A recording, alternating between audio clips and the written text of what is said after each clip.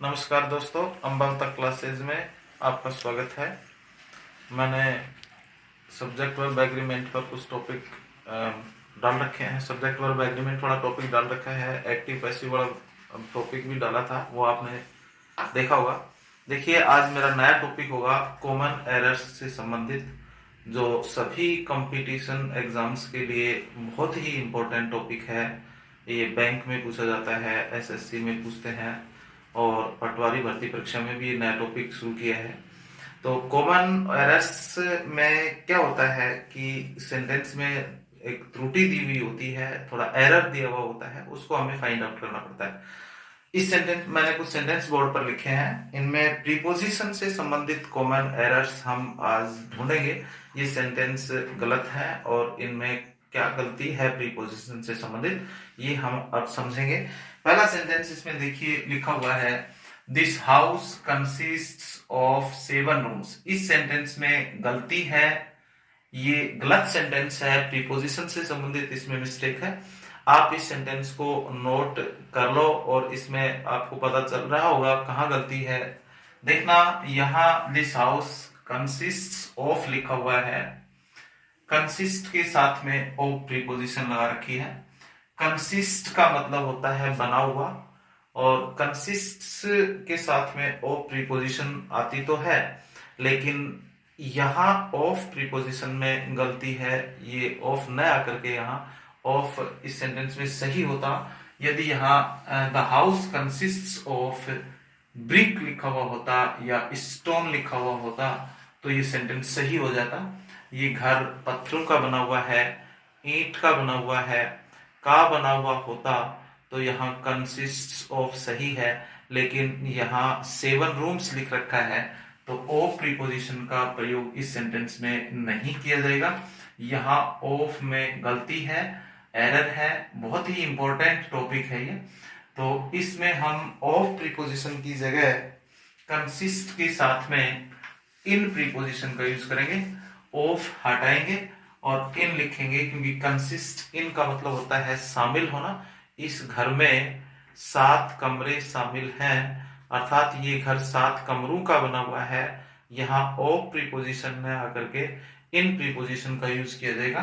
तो यहाँ एरर था, ये सामान्य त्रुटि थी, तो ऑफ न लिख करके हम इस सेंटेंस में इन प्रीपोजिशन का यूज करेंगे।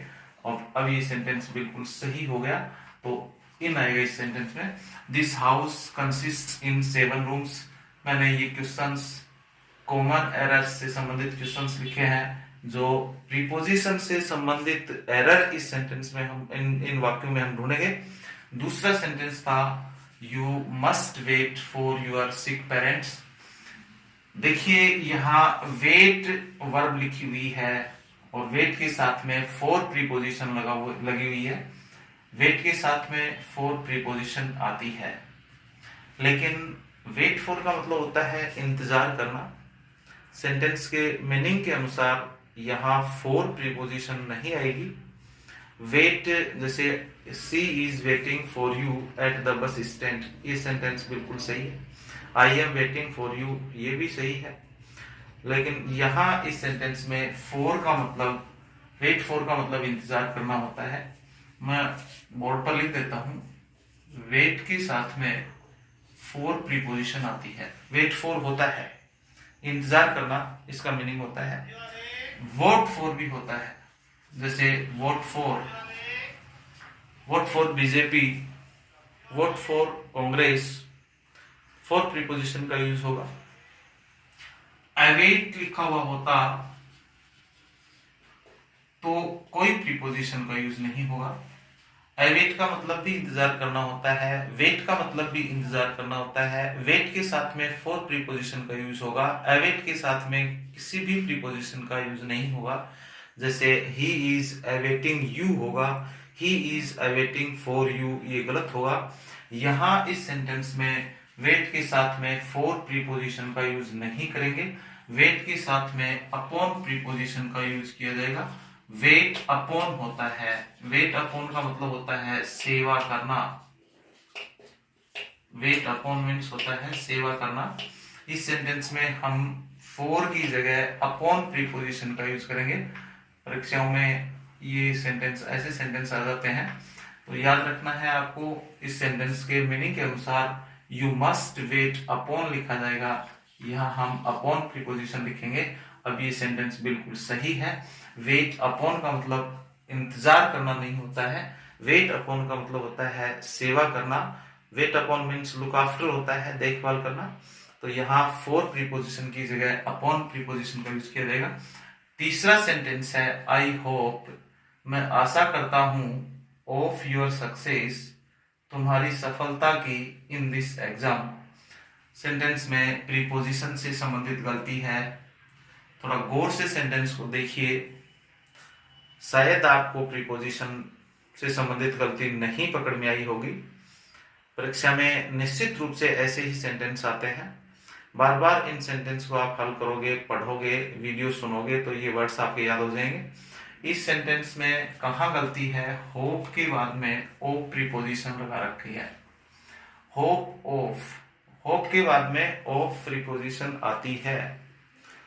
होप ऑफ का मतलब होता है आशा करना, लेकिन होप के बाद में इस सेंटेंस में ऑफ प्रीपोजिशन का यूज नहीं होगा, क्योंकि होप ऑफ बुरे के लिए आशा करना होता है और होप फॉर अच्छे के लिए आशा करना होता है। गुड सेंस के लिए होप फॉर का यूज होगा और बैड सेंस के लिए होप ऑफ का यूज होगा। यहाँ गुड सेंस के लिए लिखा गया है sentence I hope of your success लिखा हुआ है, यहाँ सक्सेस लिख रखा है, मैं तुम्हारी सफलता की कामना करता हूं। तो यहाँ ऑफ प्रीपोजिशन बिल्कुल नहीं आएगी, ये सेंटेंस गलत है। इस सेंटेंस में प्रीपोजिशन से संबंधित एरर है। ऑफ को हटा करके हम यहाँ फॉर प्रीपोजिशन लिखेंगे, यहाँ फॉर प्रीपोजिशन का यूज किया जाएगा। I hope for your success in this exam, मैं इस परीक्षा में तुम्हारी सफलता की कामना करता हूँ, मैं तुम्हारे भले की कामना कर रहा हूँ। गुड सेंस के लिए इस सेंटेंस को हमने लिखा है, होप के बाद में फॉर लिखना है। गुड सेंस के बाद में, गुड सेंस के लिए फॉर का प्रीपोजिशन, फॉर प्रीपोजिशन का यूज किया जाता है। बैड सेंस के लिए ऑफ प्रीपोजिशन का यूज किया जाता है। यदि हम यहाँ सक्सेस नहीं लिखें, इस सेंटेंस में सक्सेस नहीं लिखा हुआ होता, यहाँ फेलोर लिखा हुआ होता, I hope you are failure, ये सेंटेंस होता, तो यहाँ होप के बाद में फॉर प्रीपोजिशन में आकर के ऑफ सही था। I hope of you are failure in this exam, मैं तुम्हारी इस एग्जाम में असफलता की आशा करता हूं। तब तो ऑफ प्रीपोजिशन बिल्कुल सही थी, लेकिन यहाँ सक्सेस वर्ड लिखा हुआ है, अतः इस सेंटेंस में हम ऑफ न लिख करके फॉर लिखेंगे। यदि सक्सेस है तो यहाँ फॉर आएगा, I hope for your success. और यहाँ फेलर लिखा हुआ है तो आई होप ऑफ योर फेलर, क्योंकि अच्छे गुड सेंस के लिए फॉर का यूज होता है और फेलर वर्ड होता तो ऑफ प्रीपोजिशन का यूज होता। अतः यहाँ सक्सेस वर्ड लिखा हुआ है तो सही प्रीपोजिशन इस सेंटेंस में I hope for your success होगा। कॉमन एरर था, ऑफ लिखा हुआ था, ऑफ की जगह फॉर लिखना है, ये इस सेंटेंस में गलती है। मैं बता रहा हूं आपको, कुछ क्वेश्चंस मैंने यहाँ लिख रखे हैं, ये प्रीपोजिशन से based error, based preposition based error हैं और इनको हम फाइंड आउट कर रहे हैं। यहाँ कंसिस्ट ऑफ था, ऑफ नहीं आएगा। Consist of stone, cement, brick हो सकता है। कंसिस्ट इन 7 रूम्स ही होगा। वेट के साथ में फॉर प्रीपोजिशन आती है, यहाँ इंतजार करना इसका मीनिंग नहीं है। इस सेंटेंस में हम वेट अपॉन लिखेंगे, क्योंकि वेट अपॉन का मतलब होता है देखभाल करना, सेवा करना। तीसरा सेंटेंस है I hope for your success, बिल्कुल सही है। होप के बाद में 2 प्रीपोजिशन मैंने आपको बताई है। होप के बाद ऑफ लिख सकते हैं, होप के बाद में फॉर भी लिखते हैं। होप फॉर अच्छे सेंस के लिए, सक्सेस के लिए होप फॉर होगा और असफलता के लिए होप ऑफ प्रीपोजिशन का यूज होगा। 4 नंबर सेंटेंस लिखा हुआ है my fortune seldom smiles at me. Preposition इस सेंटेंस में आपको दिख रही होगी। माई फॉर्चून, मेरा जो भाग्य है, फॉर्चून का मतलब भाग्य होता है, फॉर्चून मीन्स डेस्टिनी होता है, फॉर्चून मीन्स लक होता है, फॉर्चून मीन्स फैट होता है, फॉर्चून का मतलब भाग्य होता है। माई फॉर्चून, मेरा भाग्य, सेल्डम स्माइल्स एट मी, कभी कभी ही मुझ पर हंसता है, यहाँ एट प्रीपोजिशन लिखी हुई है। देखिए स्माइल के साथ में एट प्रीपोजिशन तो आती है, लेकिन इस सेंटेंस में एट का यूज नहीं होगा क्योंकि वाक्य का अर्थ नहीं निकल रहा है। My Fortune smiles eight, smile के साथ में एट प्रीपोजिशन का यूज करेंगे तो स्माइल एट का मतलब होता है की तरफ हंसना। Why are you laughing, why are you smiling at me, ये तो सही है।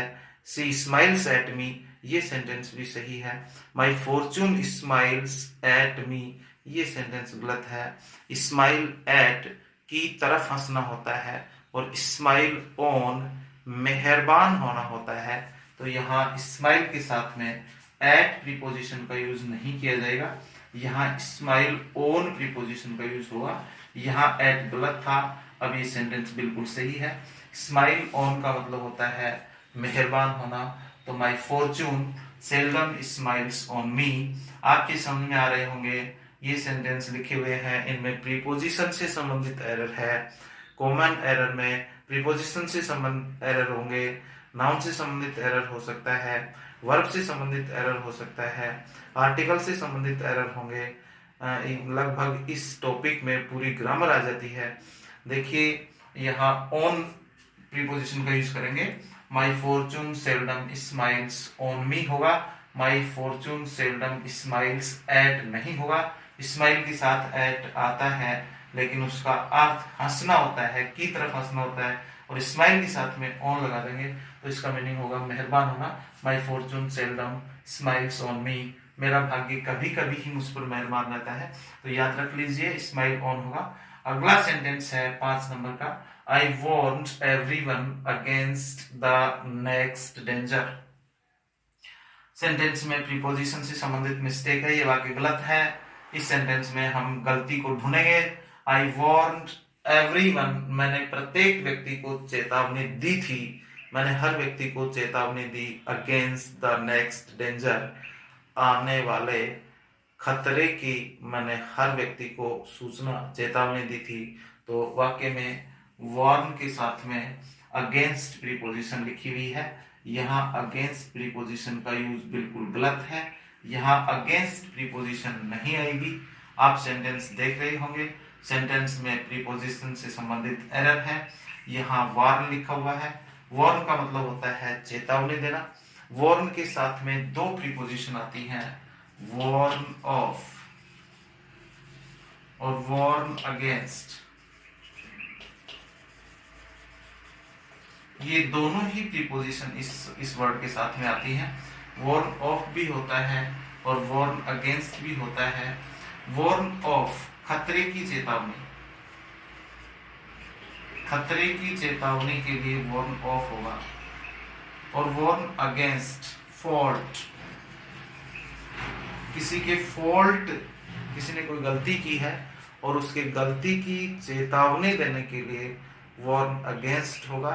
अब समझ में आ गया होगा कि यहाँ वार्न अगेंस्ट नहीं आना था, यहाँ वार्न के साथ में ओ प्रीपोजिशन का यूज करेंगे क्योंकि यहाँ द नेक्स्ट डेंजर लिखा हुआ है, ये डेंजर वर्ड लिखा हुआ है। तो I warned everyone against the next danger, ये बिल्कुल गलत है, यहाँ अगेंस्ट वर्ड नहीं आएगा। I warned against, I warned everyone against their fault होता तो वाक्य सही हो जाता। I warned everyone against their fault, मैंने हर व्यक्ति को अगेंस्ट हिज फॉल्ट, उसके फॉल्ट के लिए चेताया, तो अगेंस्ट सही था।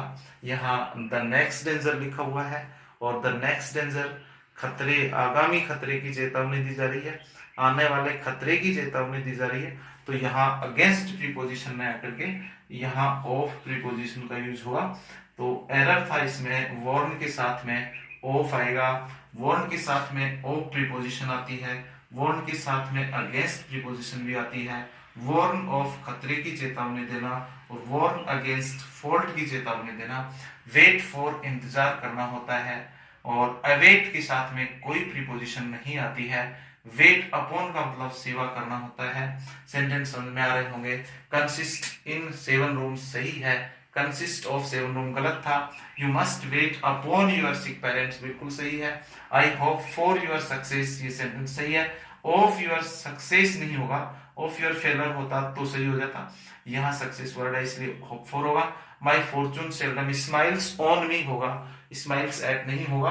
आई warn every one of the next danger, मैंने हर व्यक्ति को आने वाले खतरे की चेतावनी दी। ओ प्रीपोजिशन का यूज होगा, अगेंस्ट प्रीपोजिशन इसमें नहीं आएगी। नेक्स्ट छठा सेंटेंस लिखा हुआ है I ordered for 2 cups of T.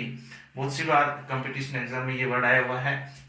तो देखिए ऑर्डर के साथ में प्रीपोजिशन लगी हुई है, order for 2 cups of T, मैंने 2 कप चाय का आदेश दिया।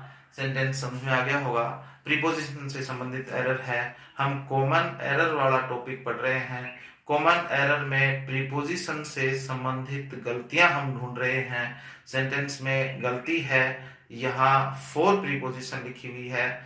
याद रख लीजिए कुछ एक वर्ब ऐसी होती हैं जिनके साथ में यदि वो मूल वर्ब के रूप में यूज की जाती हैं तो उनके साथ कोई प्रीपोजिशन का यूज नहीं किया जाता है।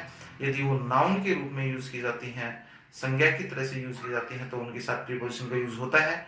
ऑर्डर का मतलब आदेश देना होता है और ऑर्डर का मतलब आदेश भी होता है। ऑर्डर का अर्थ यदि आदेश देना है तब तो ये वर्ब है, और ऑर्डर का मतलब आदेश है तब ये नाउन है। यदि ऑर्डर का अर्थ आदेश है या नाउन की तरह से किसी सेंटेंस में ऑर्डर वर्ड को यूज किया गया है तो 4 प्रीपोजिशन का यूज होगा। लेकिन यदि ऑर्डर वर्ड के साथ में ऑर्डर वर्ड को वर्ब के रूप में यूज किया गया है, क्रिया के रूप में यदि इसको यूज किया गया है, तो यहाँ प्रीपोजिशन का यूज नहीं किया जाएगा। इस सेंटेंस में गलती है, यहाँ 4 गलत लिखा हुआ है। I ordered 4 2 cups of T, ये 4 बिल्कुल गलत है, इसमें 4 नहीं आएगा, कॉमन एरर है, सीधा सा है। I ordered 2 cups of T बिल्कुल सही हो जाएगा, यहाँ कोई प्रीपोजिशन नहीं आएगी, ये वाक्य बिल्कुल सही है। I ordered 2 cups of T. मेरा कहने का मतलब ये है कि ऑर्डर वर्ब की तरह से यदि यूज किया गया है किसी सेंटेंस में तो प्रीपोजिशन नहीं लगानी है, और ऑर्डर को यदि नाउन की तरह से किसी सेंटेंस में यूज किया गया है तो 4 प्रीपोजिशन लगानी है। जैसे इस सेंटेंस को मैं ऐसे लिखते, आई गेव एन ऑर्डर, इस सेंटेंस को हम इस तरह से लिख देते, आई गेव एन ऑर्डर, तो यहां वर्ब गेव हो जाती, I gave an order 2 cups of T. मैंने 2 कप चाय का आदेश दिया। अब यहाँ ऑर्डर वर्ब नहीं है, अब यहाँ ऑर्डर को नाउन की तरह से यूज किया गया है, और यहाँ गेव है, इसको वर्ब की तरह से यूज किया गया है। जब ऑर्डर को वर्ब की तरह से यूज किया जाए तो कोई प्रीपोजिशन का यूज नहीं होगा, और ऑर्डर का यूज यदि नाउन की तरह से किया जा रहा है तो 4 प्रीपोजिशन का यूज होगा। अब इस सेंटेंस में 4 बिल्कुल सही है। I gave an order for 2 cups of T, ये सेंटेंस सही है। और यदि इस वाक्य को ऐसे लिखते, आई ऑर्डर्ड ही यदि वर्ब की तरह से यूज किया जाता, आई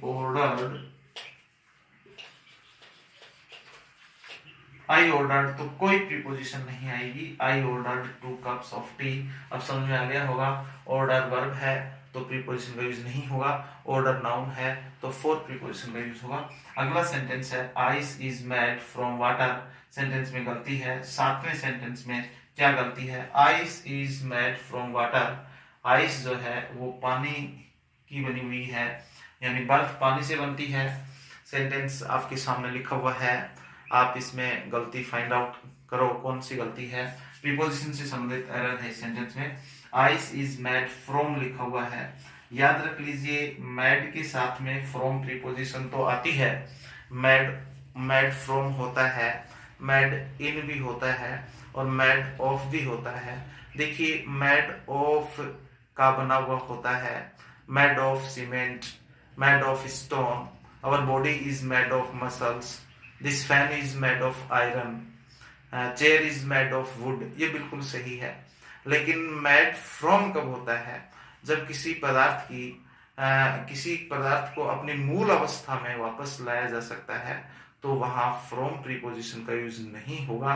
जैसे ice is made from water लिखा हुआ है, यहाँ फ्रॉम प्रीपोजिशन बिल्कुल गलत है, क्योंकि आइस जो है वो पानी से बनती है, बर्फ पानी से बनती है, तो बर्फ को पिघला करके वो अपनी मूल अवस्था में चेंज हो सकती है, वापस पानी बन जाएगी। इसलिए ऐसी अवस्था में यहाँ मैड के साथ में फ्रॉम प्रीपोजिशन का यूज नहीं हुआ, यहाँ ओ प्रीपोजिशन का यूज किया जाएगा।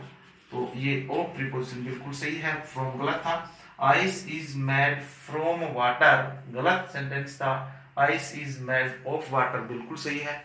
मेड ऑफ का बना हुआ होता है। ओ प्रीपोजिशन मेड के साथ में कब यूज की जाती है? जब पदार्थ अपनी मूल अवस्था में वापस चेंज हो सकता है, ऐसी अवस्था में हम ऑफ प्रीपोजिशन को यूज करेंगे। यदि किसी पदार्थ को अपनी मूल अवस्था में चेंज नहीं कर सकते, जैसे दूध से दही बनना, तो वहां दूध से दही बन जाता है लेकिन दही से वापस दूध नहीं बनता है, तो फ्रॉम प्रीपोजिशन का यूज होगा, वहां ऑफ प्रीपोजिशन का यूज नहीं किया जाएगा। अगला सेंटेंस मैंने लिखा है flour is made of wheat, आटा गेहूं का बना हुआ है। अब आप समझ गए होंगे गलती कहाँ है। ये सेंटेंस में ऑफ आएगा, इसमें फ्रॉम नहीं आएगा। Ice is made of water ही होगा, क्योंकि पानी से बर्फ बनना, बर्फ से वापस पानी बनना, ऑफ प्रीपोजिशन का यूज होगा। Floor is made of wheat लिखा हुआ है, आटा गेहूं का बना हुआ है। समझ में आ गया होगा कि आटा गेहूं से आटा बनाया गया है, लेकिन आटे से वापस गेहूं नहीं बनाए जा सकते। अतः इस सेंटेंस में ऑफ प्रीपोजिशन का यूज गलत है। 8 नंबर सेंटेंस में ऑफ प्रीपोजिशन का यूज गलत हुआ, यहाँ ऑफ नहीं आएगा। आइस इज मेड ऑफ, ये तो बिल्कुल सही है, लेकिन यहाँ फ्रॉम प्रीपोजिशन का यूज होगा, क्योंकि आटे से गेहूं से आटा बनना और आटे से वापस गेहूं नहीं बन सकते, इसलिए फ्रॉम प्रीपोजिशन का यूज किया जाएगा, यहाँ फ्रॉम आएगा। तो आप समझ गए होंगे मेड ऑफ होता है, का बना हुआ, मेड फ्रॉम होता है, से बना हुआ। जैसे अंगूर से शराब बनती है तो मेड फ्रॉम आएगा, क्योंकि अंगूर से शराब बन गई, अब शराब से वापस अंगूर नहीं बनेंगे, तो यहाँ ऑफ प्रीपोजिशन का यूज ना होकर के फ्रॉम प्रीपोजिशन का यूज होगा। मेड ऑफ, मेड फ्रॉम होता है, मेड इन भी होता है। किसी वस्तु का निर्माण किसी जगह विशेष पर होता है तो वहां मेड इन होता है। जैसे मेड इन इंडिया होता है, मेड इन चाइना होता है, मेड इन अमेरिका होता है, तो वहां मेड इन होगा। तो आप समझ गए होंगे मेड ऑफ का बना हुआ होता है, मेड फ्रॉम से बना हुआ होता है, मेड इन में बना हुआ होता है, मेड अप भी होता है। मेकअप की सेकंड फॉर्म होती है। मेकअप के भी 3 मीनिंग होते हैं। जैसे मैक वर्ड लिखा हुआ है, समझ लो आप इनको, प्रीपोजिशन से संबंधित गलतियां हैं। मेकअप, मेकअप की सेकंड फॉर्म मेडअप होती है। अब मेकअप के भी कई मीनिंग होते हैं, सेंटेंस के मीनिंग का अकॉर्डिंग इनका यूज करना है। मेकअप का मतलब होता है श्रृंगार करना, मेकअप का मतलब होता है दृढ़ निश्चय करना, और मेकअप का मतलब होता है क्षतिपूर्ति करना। मैं आपको बता रहा था made of, made from, made in और मेड अप, इनमें क्या फर्क है। तो यहाँ अप प्रीपोजिशन, यहाँ फ्रॉम प्रीपोजिशन का यूज होगा, ये बिल्कुल सही है। Flour is made from wheat होगा, मेड ऑफ व्हीट नहीं होगा। अगला जो सेंटेंस है वो है at the end my father agreed to me. देखिए 9 नंबर सेंटेंस है, आप इस सेंटेंस को पढ़ रहे हैं। सेंटेंस में प्रीपोजिशन लिखी हुई है, सेंटेंस में गलतियां हैं, एरर है, प्रीपोजिशन से संबंधित इस सेंटेंस में एरर है। तो प्रीपोजिशन इस सेंटेंस में 2 जगह लिखी हुई है, एक तो एट लिखा हुआ है, एट द एंड लिखा हुआ है, दूसरा इस वाक्य में टू लिखा हुआ है। मैं आपको बता देता हूं कि ये सेंटेंस गलत है, इसमें एरर है, सामान्य त्रुटि है, प्रीपोजिशन से संबंधित गलती है। एक तो इस वाक्य में यहाँ एट लिखा हुआ है, ये गलत है, यहाँ एट नहीं लिखा जाएगा, एट द एंड नहीं होता है, इन द एंड तो होता है। एट द एंड कब होता है? जैसे eight the end of the month, eight the end of the month, ये बाकी सही है, यहाँ एट आ जाएगा। यदि ऑफ द मंथ लिखा हुआ है तो एट आ जाएगा, eight the end of the year लिखा हुआ है तो भी एट आ जाएगा, eight the end of the day होता है तो आ जाएगा। यदि केवल द एंड ही लिखा हुआ है तो प्रीपोजिशन एट का यूज नहीं होगा। Eight the end of this day, eight the end of the year, यहाँ एट प्रीपोजिशन का use of the day, of the year, of the month लिखा हुआ होता तो एट सही था, लेकिन यहाँ द एंड ही लिखा हुआ है, इसलिए एट द एंड नहीं होता है, इन द एंड होता है। तो एक गलती तो इस सेंटेंस में ये है कि यहाँ एट न आकर के इन प्रीपोजिशन का यूज होगा, इन द एंड होगा। एक गलती ये। दूसरी गलती इस सेंटेंस में in the end my father agreed to me लिखा हुआ है। देखिए एग्री के साथ में, एग्री का मतलब होता है सहमत होना, और एग्री के साथ में टू प्रीपोजिशन आती है, लेकिन एग्री के साथ में विद प्रीपोजिशन का यूज भी होता है। अब एग्री टू और एग्री विद ये दो वर्ड हो गए। एग्री टू कब होता है? किसी व्यक्ति से सहमत होना एग्री विद होता है, और व्यक्ति की बात पर सहमत होना, व्यक्ति की सलाह पर सहमत होना, व्यक्ति की सुझाव पर सहमत होना एग्री टू होता है। एग्री टू माई एडवाइस ये बिल्कुल सही है। एग्री टू माई प्रपोजल ये भी सही है, लेकिन एग्री टू मी ये गलत है। एग्री टू मी की जगह एग्री विद मी होगा। इस सेंटेंस में दो गलतियां थी प्रीपोजिशन से संबंधित। इन द एंड यहाँ इन प्रीपोजिशन का यूज होगा, एट नहीं आएगा। इन the end my father agreed with me, व्यक्ति से सहमत है, इसलिए यहाँ विद प्रीपोजिशन का यूज होगा। यहाँ टू प्रीपोजिशन का यूज नहीं होगा, विद प्रीपोजिशन का यूज किया जाएगा। अब ये वाक्य बिल्कुल सही है। तो मैंने कुछ सेंटेंस आज लिखे थे बोर्ड पर, और इन सेंटेंस में प्रीपोजिशन से संबंधित एरर थे। कॉमन एरर वाला टॉपिक पढ़ रहे हैं। इस टॉपिक में हमने प्रीपोजिशन से संबंधित गलतियां फाइंड आउट की हैं। तो आप इस वीडियो को ज्यादा से ज्यादा सुनेंगे, आपके ये प्रीपोजिशंस बिल्कुल लर्न हो जाएंगी। आपको ये वर्ड याद हो जाएंगे कि कौन से वर्ड के साथ में कौन सी प्रीपोजिशंस आती हैं। दोस्तों आज मैं इतनी ये एक्सप्लेन किया मैंने, और मेरा ये वीडियो आपको यदि पसंद आया हो तो लाइक और शेयर करना, सब्सक्राइब करना, और इसकी प्रैक्टिस के लिए मेरे टेलीग्राम ऐप को ज्वाइन करें, और वहाँ आपको प्रैक्टिस सेट मिलेंगे। अधिक से अधिक इसका प्रैक्टिस करें। धन्यवाद।